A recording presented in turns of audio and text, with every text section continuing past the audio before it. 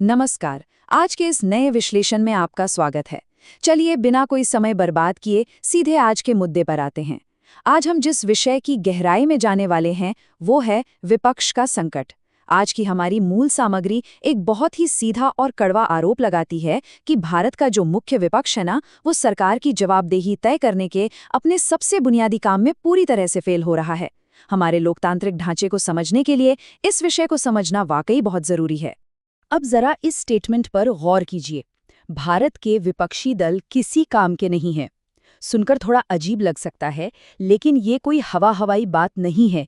ये आज डिजिटल दुनिया में बैठे उस पूरे समुदाय की गहरी हताशा को दिखा रहा है जो राजनीतिक जवाबदेही चाहता है। सोर्स का सीधा सा तर्क है कि भाई आम जनता तो अपने सीमित संसाधनों के साथ लगातार सवाल पूछ रही है, लेकिन जिनका असल काम है सत्ता पक्ष से जवाब मांगना, वो पूरी तरह से गायब हैं। तो सबसे पहले बात करते हैं विपक्ष की इसी लगातार हो रही विफलता की। आजकल इंटरनेट पर क्या हो रहा है? अभिव्यक्ति की आज़ादी को लेकर चिंताएं तेजी से बढ़ रही हैं। इंटरनेट के नए कानूनों का हवाला देते हुए सोर्स बताता है कि कैसे सोशल मीडिया पोस्ट्स और वीडियोस को बिना किसी ठोस कारण के बस हटाया जा रहा है। और सबसे हैरानी की बात जानते हैं क्या है? देश के मुख्य विपक्षी दल यानी कांग्रेस ने इस सेंसरशिप के खिलाफ जमीनी स्तर पर कोई भी मजबूत लड़ाई लड़ी ही नहीं है। अब इस तुलना को देखिए, ये वाकई हैरान करने वाली है। एक तरफ एक आम स्वतंत्र क्रिएटर है जिसके पास कोई राजनीतिक पावर नहीं है, फिर भी वो इन पाबंदियों का जोर शोर से विरोध कर रहा है। और दूसरी तरफ विपक्ष के प्रमुख नेता, जब उनका खुद का वीडियो इंटरनेट से हटाया गया तो विरोध के नाम पर क्या हुआ? केवल 4 इंस्टाग्राम स्टोरीज शेयर की गई। मतलब एक आम नागरिक का विरोध देश के सबसे बड़े विपक्षी नेता की प्रतिक्रिया से कहीं ज्यादा तेज और मुखर है। और इसी से जुड़ा है हमारा अगला पॉइंट, जमीनी स्तर पर विरोध प्रदर्शनों का पूरी तरह से गायब होना। इस सोर्स के मुताबिक जरा विपक्ष का ट्रैक रिकॉर्ड देखिए। पहला, नोटबंदी जैसे इतने बड़े फैसले का कोई जबरदस्त और प्रभावी विरोध नहीं दिखा।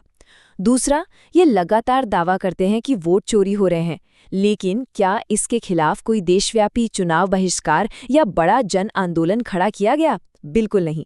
और तीसरा, इंटरनेट सेंसरशिप कानूनों को कभी ढंग से अदालत में चुनौती तक नहीं दी गई। तर्क एकदम साफ है, अगर धांधली की शिकायतें सच थी तो आपको पूरे देश को एकजुट करना चाहिए था ना। इन सब के बीच एक बहुत ही दिलचस्प नजरिया सामने आता है। विपक्ष को मजबूत बनाना बीजेपी का काम नहीं है। यह विचार इस बात पर जोर देता है कि भाई सत्ताधारी दल की ये कोई जिम्मेदारी थोड़ी है कि वो अपने प्रतिद्वंदी को हाथ पकड़कर चलना सिखाए, खासकर तब जब वो प्रतिद्वंदी बार बार अपनी अक्षमता सार्वजनिक रूप से दिखा रहा हो। तो चलिए आगे बढ़ते हैं और बात करते हैं रणनीति और नेतृत्व की भारी कमी पर। इस विश्लेषण में एक बहुत ही चौंकाने वाली घटना का जिक्र किया गया है। एक राज्य में एक मानसिक रूप से अस्थिर व्यक्ति को स्वास्थ्य मंत्री जैसा महत्वपूर्ण पद सौंप दिया गया।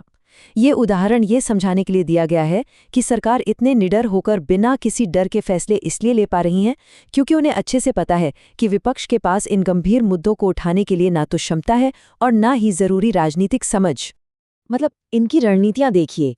आधिकारिक मंचों से एआई द्वारा बने भ्रामक वीडियो साझा करना, ऐन चुनाव के बीच छुट्टियां मनाने निकल जाना, जनता से जुड़े अहम मुद्दों को पूरी तरह इग्नोर कर देना, और तो और अपनी पार्टी के युवा और काबिल नेताओं को आसानी से दूसरे दलों में जाने देना। सोर्स के मुताबिक ये सब कदम पूरी तरह से आत्मघाती और हैरान करने वाले हैं। और फिर यही सब घुमा फिरा कर भारत की राजनीति के उस सबसे बड़े सवाल पर लाकर खड़ा कर देता है, मोदी नहीं तो कौन? इतने साल बीत गए हैं, लेकिन सोर्स का मानना है कि विपक्ष आज तक देश के सामने एक भी ऐसा भरोसेमंद चेहरा पेश करने में पूरी तरह विफल रहा है जो पूरी देश का मजबूती से प्रतिनिधित्व कर सके।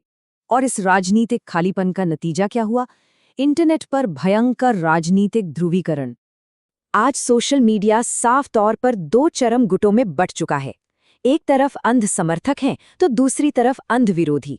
लेकिन जरा सोचिए, उस आम इंसान का क्या जो इन दोनों एक्सट्रीम्स में नहीं आता? वो नागरिक कहाँ जाए जो वास्तव में स्थानीय मुद्दों, पानी, सड़क और सही शासन को लेकर चिंतित है? सोर्स के मुताबिक ऐसे आम और तार्किक नागरिकों के लिए अब इंटरनेट पर कोई स्पेस ही नहीं बचा है। अब जरा इस नंबर पर ध्यान दीजिए, 400 से ज्यादा। ये उन समीक्षात्मक वीडियोस की संख्या है जो एक अकेले क्रिएटर ने सरकार से सीधे सवाल पूछते हुए बनाए हैं। ये आंकड़ा इस बात का पक्का सबूत है कि अगर आप चाहें तो महत्वपूर्ण मुद्दे उठाना बिल्कुल संभव है।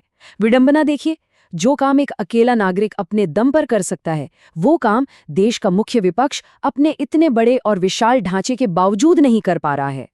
तो फिर समाधान क्या है? यहीं से शुरू होती है नागरिकों की एक नई और अहम जिम्मेदारी।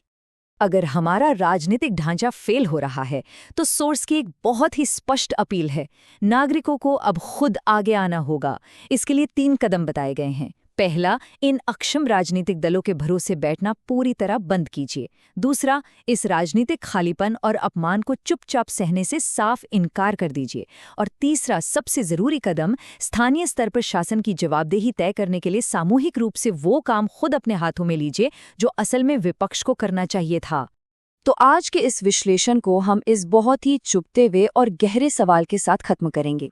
अगर विपक्ष ने हथियार डाल दिए हैं, आत्मसमर्पण कर दिया है, तो हमारे लोकतंत्र की रक्षा आखिर करेगा कौन? ये सिर्फ एक लाइन नहीं है, बल्कि जमीनी स्तर पर आप और हम जैसे नागरिकों के लिए एक सीधा कॉल टू एक्शन है। जब बनी बनाई व्यवस्था काम ना करे, तो नागरिकों को ही नेतृत्व करना पड़ता है। जुड़ने के लिए बहुत बहुत शुक्रिया। सीखते रहिए और अपने हक के लिए हमेशा जागरूक बने रहिए।